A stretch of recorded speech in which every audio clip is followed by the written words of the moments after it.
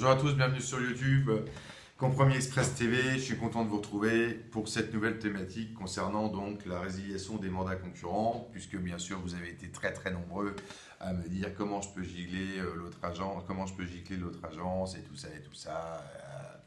Voilà, mais c'est énorme. Ben oui. Alors bon, les modèles de lettres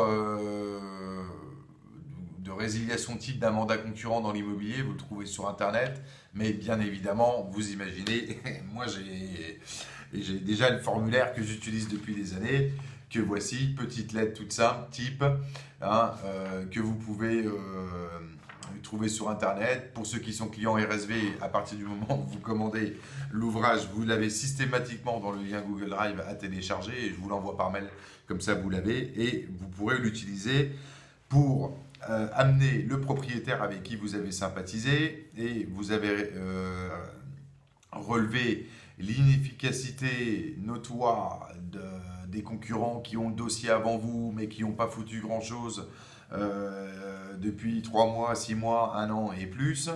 Évidemment, comme vous arrivez pour entrer le mandat, eh ben vous en profitez pour dégager ces agences qui ne font plus rien en termes de suivi du vendeur. Voilà. Mais bon, encore une fois, comme je le dis au téléphone dans le cadre des échanges téléphoniques, vous ne critiquez pas vos confrères, puisque vous, dans l'absolu, vous n'aimeriez pas qu'ils vous critiquent aussi auprès d'un vendeur, et les vendeurs n'aiment pas que le professionnel critique sans fondement l'agence concurrente. Par contre, ce qui est sûr, c'est que il faut poser des questions au propriétaire, à savoir où est-ce qu'il en est dans la démarche de vente aussi avec les agences concurrentes, pour savoir si ça se passe bien et comment ça se fait que pour l'instant le bien immobilier est toujours pas vendu, alors que des agences concurrentes ont le dossier bien avant vous et parfois depuis quelques mois, voire des années. Alors, il faudra pour cela, bien sûr, poser des questions au propriétaire en lui demandant où est-ce que vous en êtes avec les autres agences. Est-ce que vous avez un petit coup de fil de temps en temps? Quel est le reporting? Combien vous avez eu de visites? Vous avez le droit de poser des questions, hein, c'est pas interdit. Hein. Puisque de toute façon, vous allez faire un suivi excellent dans la mesure où vous appliquez la méthode RSV. Eh bien, vous allez faire le J+15 comme ça l'est indiqué dans la méthode. Donc, évidemment, vous allez passer pour un professionnel aux yeux du propriétaire, puisque vous allez régulièrement le contacter pour prendre des nouvelles, ou en tous les cas le tenir informé des suites de votre dossier, quand bien même vous n'avez pas encore effectué de visite, puisqu'évidemment, il n'y a pas de contact acquéreur, puisque le bien immobilier est affiché en publicité, mais est trop cher. Voilà.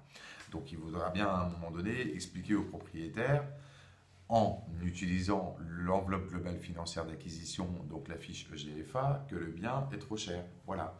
Donc, parce que vous allez calculer l'enveloppe globale financière d'acquisition, parce que vous allez l'expliquer au propriétaire, parce que vous allez faire un suivi excellent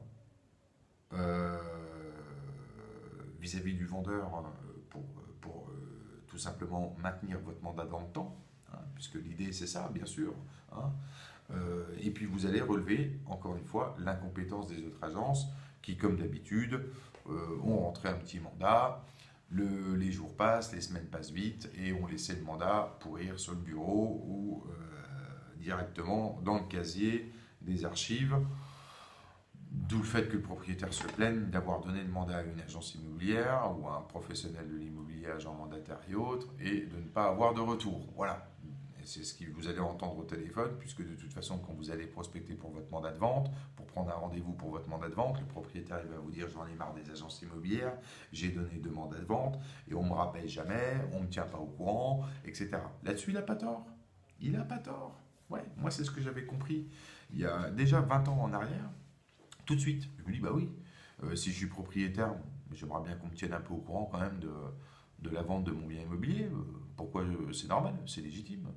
Or, évidemment, comme les gens ne sont pas organisés, pas structurés et n'ont pas de réflexion et d'analyse sur le pourquoi du comment, je rentre un mandat et puis au risque de le perdre dans 3 mois parce que je n'ai pas fait de suivi vendeur, alors que ça prend quelques minutes pour pouvoir faire un petit reporting ou en tous les cas donner signe de vie au propriétaire, eh ben, vous allez pouvoir mettre tout ça en exergue et sauter sur l'occasion pour donner donc des lettres types que vous avez dans votre book. Vous en imprimez plusieurs.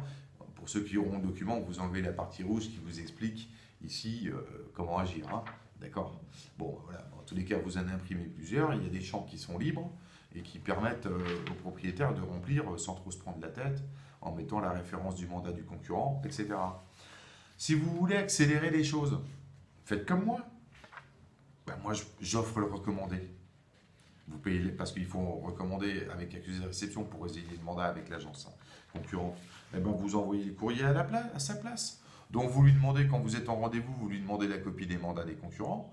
Et puis vous notez directement le temps, je vous ai donné mandat pour mon logement situé à telle adresse, sous le numéro de mandat qui est indiqué de toute façon sur votre mandat, puisqu'au préalable, quand vous aurez rentré un mandat, il faudra demander un numéro de mandat qui est inscrit sur le registre des mandats au siège de votre réseau d'agents mandataires ou à votre agence immobilière.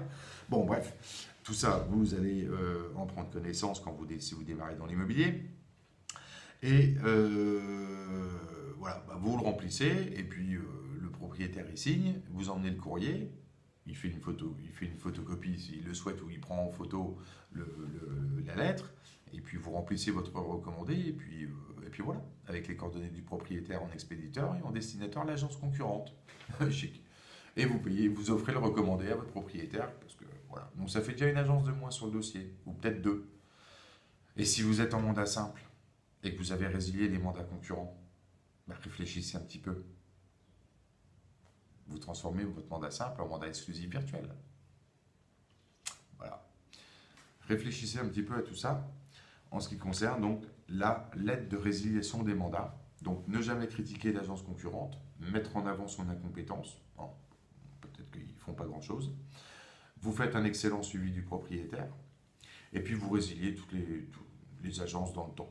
Hein, parce qu'elles n'ont pas fait un suivi correct du propriétaire, donc ça veut dire qu'elles n'en ont rien à foutre du dossier. Ben, ça, vous avez le droit de le dire au propriétaire. Et vous passerez pour un professionnel de l'immobilier. Et le propriétaire, il va aimer. Voilà. Donc vous lui offrez le recommandé, ça va coûter 4-5 euros ou 6 euros peut-être, mais en tous les cas,